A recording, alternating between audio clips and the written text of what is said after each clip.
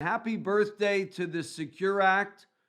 1 year ago from yesterday, President Trump signed into law. Was it arguably the death of one of the greatest middle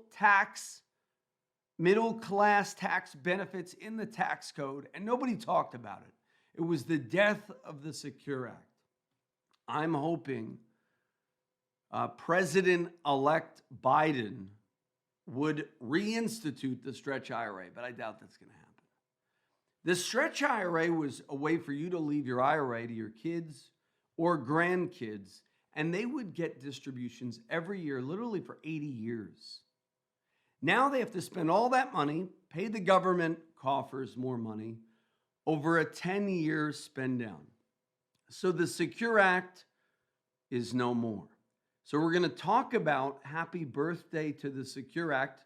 It's 1 year old today. I had a 1-year-old birthday party for my Billy.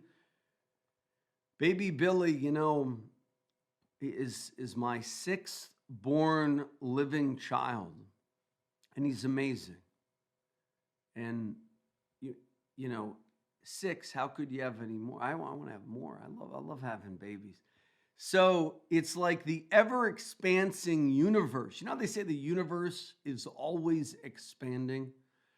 When you have another child, your love for, you don't think you can love, four any more than you do. You love your three that are in front of you, and then you love them just the same. And your heart just expands. It's like the ever-expanding universe. So we have a great expansive universe of love in my household. So we just had Billy's 1-year birthday. Well, now he's about 1.5, so we had it in the summer. And so we have another 1-year birthday. That's the Secure Act.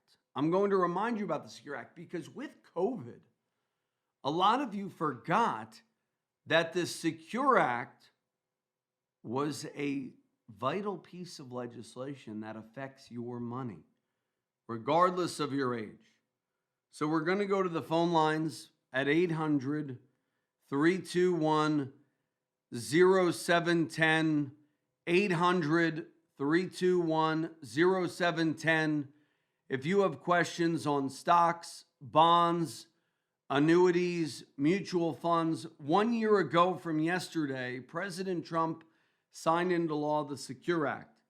At that time, virtually no one had heard of the coronavirus, and certainly very few, if any, could have foreseen the global pandemic that's still very much with us. The onset of the pandemic led Congress to pass the CARES Act. So many of you have been worried about the CARES Act, PPP. By the way, there is PPP round 3 or round 2 coming up. I went to my hairdresser earlier this week, and was shocked to find that he did not get PPP. Hairdressers, why are you not listening to our program? Even my own hairdresser of I've been going to Antonio since I was like 5. So 30, 40 years. And he did not listen to my show. And it turns out he did not get PPP round 1. He did not get PPP round 2. I'm going to tell you about PPP round 3. By the way, Antonio's in Forked River, best hair salon. By the way, businesses are struggling more than ever before. Go to your hairdresser. They're struggling. They need you now more than ever. But we're here to help everybody in small business. That's why I went live. People don't realize I didn't get any business out of that. We had people call and they were struggling and we were just helping. It was a ministry. I was on 4 hours live. And I called my own bank, the jerks at PNC. And I'll be honest there. They didn't give us PPP.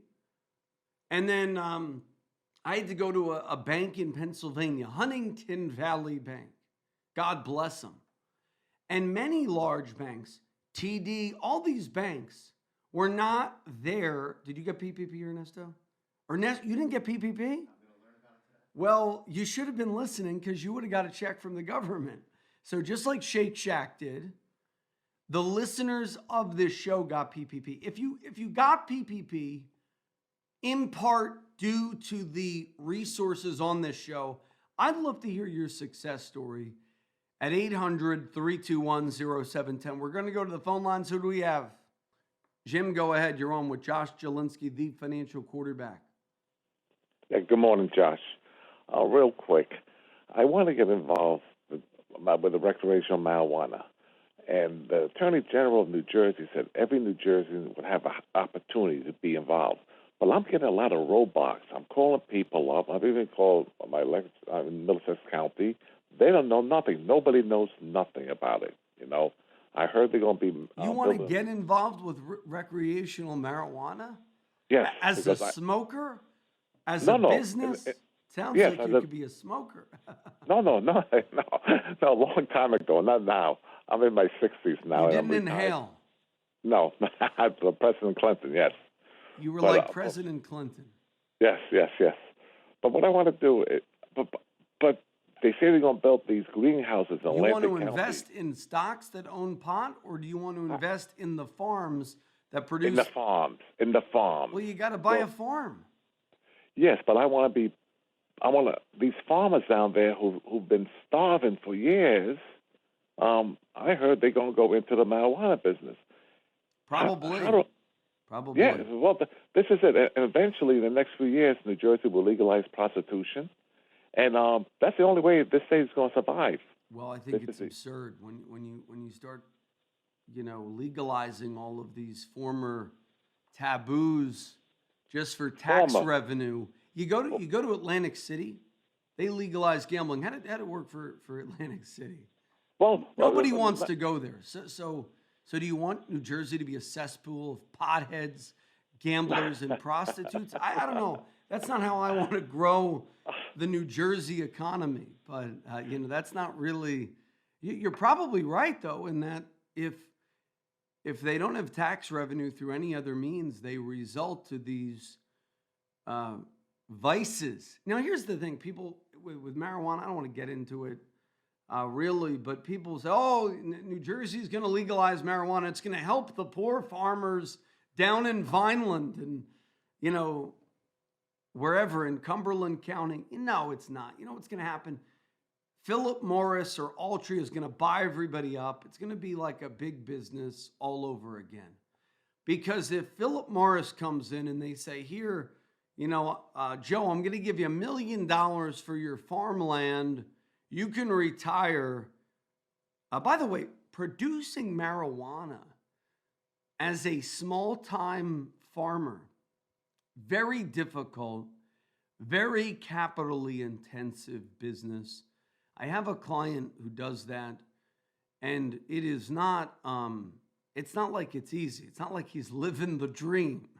He's working hard and, not making millions, by the way. But I think ultimately, he was ahead of the curve. So I think his business has opportunity to be bought out by an Altria. But what's going to happen is big business is going to come in and they're going to say, we're going to buy you out at $2 million.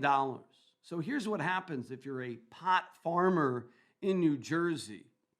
You're lucky if you gross about $200,000 a year. You're a successful pot enterprise. I don't know if you know if you ever ran a business, but $200,000 is like a couple months away from bankruptcy because you got health insurance. You got to pay the state 10% of your gross receipts. You got to pay the federal government 30% of everything you make. You got to pay this insurance. You got to pay workers' comp. You got to pay, and then they got to buy internal things. I think it's just a stupid way to raise revenue. You know what? You know what will bring people back to New Jersey?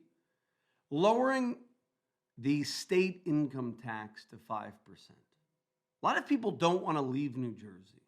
We're not asking for no income tax. We are asking for what I would call tax parity. Surprisingly, everybody makes the property tax the big, property taxes are horrible in New Jersey. They are, but they're really not that far off from like Florida. Now, in Florida, you don't have state income tax. and you don't have the Abbott decision in Mount Laurel. And I don't care what political party you are.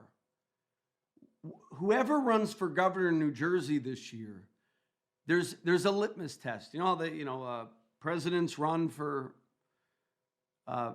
president and they say, I will have no litmus test on abortion, or I will have a litmus test on abortion.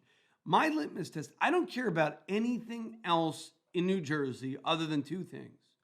Will you overturn the Abbott decision, and will you overturn Mount Laurel? And if you don't overturn them, you will have a constitutional amendment. Because if you're a Democrat or a Republican, that is the only way to stay in this state, because that forces every school district to pay for 13 mismanaged school districts. That's the Abbott decision in Mount Laurel forces every district to allocate affordable housing in every town. I'm all for affordable housing. You know how you make New Jersey more affordable? You lower the property taxes. You lower the income taxes. You know what I found out too? There are people milking COA.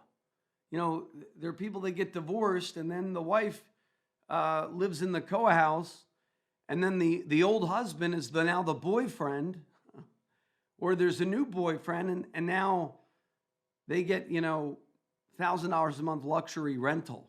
And some of these places aren't bad. So, and by the way, when COA subsidizes the wealthy Section 8 land, and then the Section 8, which subsidizes the wealthy, it doesn't subsidize the poor. The Section 8 landlords are generally wealthy. So, people need to wake up. Pot and prostitution are not going to renovate the New Jersey economy. I don't know. What do you think, Ernesto? 800-32, he's not, no comment. So 800-321-0710. If you're talking, this is interesting. So the marijuana legislation was sold to us as in New Jersey as a boon for small town farmers. What's going to happen, it's like when you start a business, it's very capitally intensive and they're going to struggle. Many of these farmers are going to go bankrupt. And who's going to get their farms for pennies on the dollar? Well, if you listen to this show, maybe you can watch. So I want you to watch those pot farmers, because in a few years, they're going to want out of the business. And maybe you can get their land for pennies on the dollar, but most likely it will be Philip Morris or an Altria or some mega conglomerate coming in and buying them. So give us a call, 800-321-0710. Any thoughts on that? What are your thoughts on the marijuana farms? We're talking about a lot today. We're talking about marijuana farms, Ramsey. I've challenged him over and over again. Dave Ramsey, best-selling author, purveyor of financial misinformation. I respect him for his message of getting many people out of debt. I don't want to minimize that. He's great on getting people to not buy stupid stuff and to get out of debt. He has changed many lives with that message.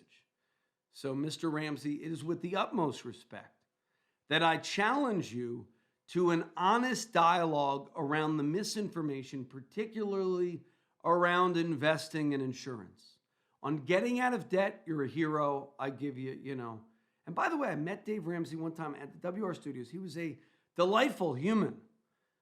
He shook my hand. He was glowing. We did a birthday cake for him at WOR on this was, 2012 when he started in the WR. He was very nice. I mean, he wasn't. Sometimes I've met these celebrities, and they don't really have any mind. Mind you, the president. I did meet the president, and he signed a book for me, Donald J. Trump, and he signed it to the financial quarterback, which was kind of cool. But he never smiled. I didn't really, no, that's his persona, And to be honest, it was. I was like, lighten up, dude.